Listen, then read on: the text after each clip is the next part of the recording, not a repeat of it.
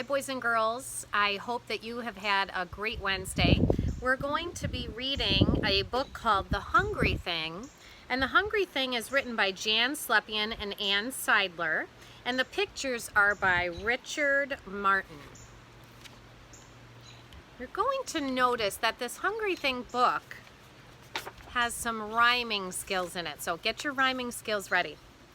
One morning, a hungry thing came to town. He sat on his tail. He pointed to a sign around his neck that said, "Feed me." The townspeople gathered around to see the hungry thing. "What would you like to eat?" asked the townspeople. "Schmancakes," answered the hungry thing. "Schmancakes?" cried the townspeople. "How do you eat them? What could they be?"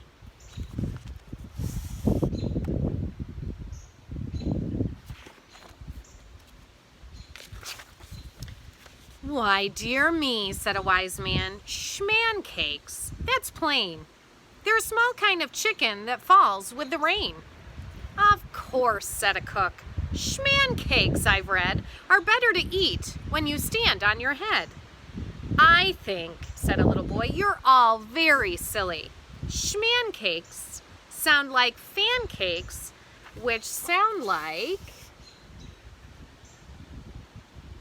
What does it sound like, boys and girls? Pancakes to me. So the townspeople gave the hungry thing some. The hungry thing ate them all up. Then the hungry thing pointed to a sign that said, "Feed me." "What would you like to eat?" asked the townspeople. "Tickles," answered the hungry thing. "Tickles?" cried the townspeople. "How do you eat them? What could they be?" "Why, dear me," said the wise man, "tickles, you know, are curly-tailed hot dogs that grow in a row." "Of course," said the cook, "tickles taste yummy, and you giggle and laugh with 10 of them in your tummy." "I think," said the little boy, "it's all very clear. Tickles sound like sickles, which sound like pickles to me." And they gave the hungry thing some. The hungry thing ate them all up.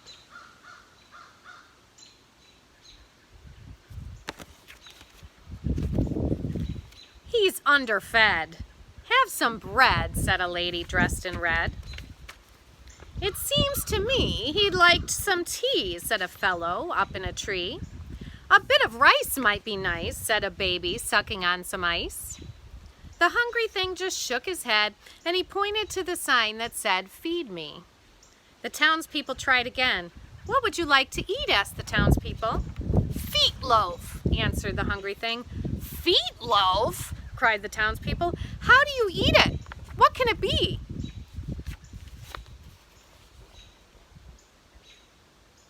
Boys and girls, has your family ever tried to feed you feet-loaf? "Why, dear me," said the wise man, "feet-loaf, let's see. It's a kind of shoe pudding that grows in a tree." "Of course," said the cook. "Feet-loaf tastes sweet, and it's eaten by kings when they dine with their bare feet." "I think," said the little boy, "you all ought to know. Feet-loaf sounds like beet-loaf, which sounds like..." What could it be? Meatloaf to me. So the townspeople gave the hungry thing some. The hungry thing ate it all up. He again pointed to a sign that said, "Feed me." "What would you like to eat this time?" asked the townspeople. "Hookies," answered the hungry thing. "Hookies?" cried the townspeople. "How do you eat them? What could they be?" "Hookies," said the wise man, "are known in far lands as a special spaghetti to eat while holding hands." "Hookies," said the cook, "are a party dish to serve to a guest if he isn't a fish." "I think," said the little boy, "it's all very simple. Hookies sound like lookies, which sound like..." What do they sound like? Cookies to me. The townspeople gave the hungry thing some cookies, and he ate them all up. Then he got to his feet and he smiled. He patted his mouth on a line of laundry. He turned around 3 times.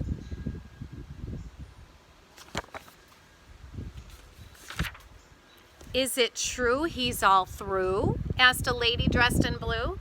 "Let's all try to say goodbye," said a man with a can. "Come again," said some men. But the hungry thing just sat down again, and he pointed to a sign that said, "Feed me."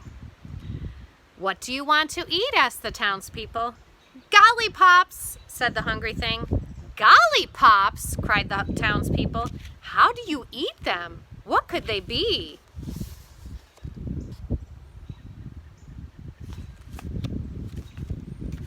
"Oh dear me," said the wise man. "Gollipops are new.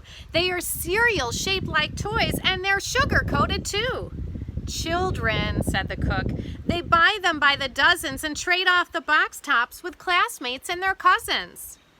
"I think," said the little boy, "you all ought to hear. Gollipops sound like dolly pops, which sound like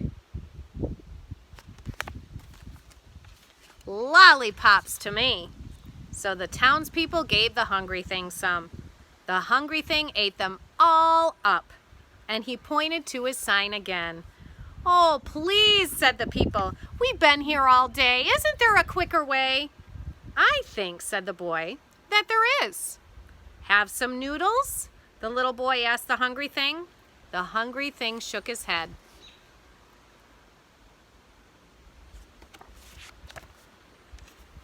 "Oh, excuse me. I meant to say foodles." The hungry thing smiled and ate them all up.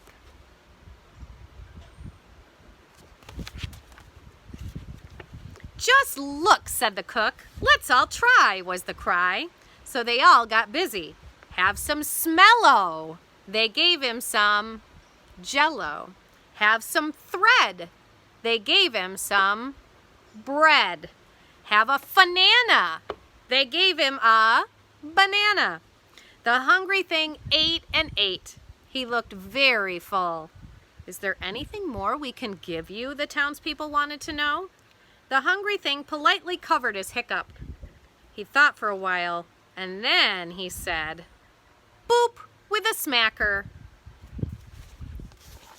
Boop with a smacker. I'm not sure I know what that one is. "Boop with a smacker, boop with a smacker, what is that?" the townspeople asked. The boy whispered to the wise man. The wise man whispered to the cook, and the cook gave the hungry thing soup with a cracker. The hungry thing ate them all up. He smiled. He got to his feet. He wiped his mouth on the cook's hat. Just as he left, he turned his sign around. Do we have any predictions? If his sign doesn't say "feed me" anymore, what will his sign say? In big letters, it said, "Thank you."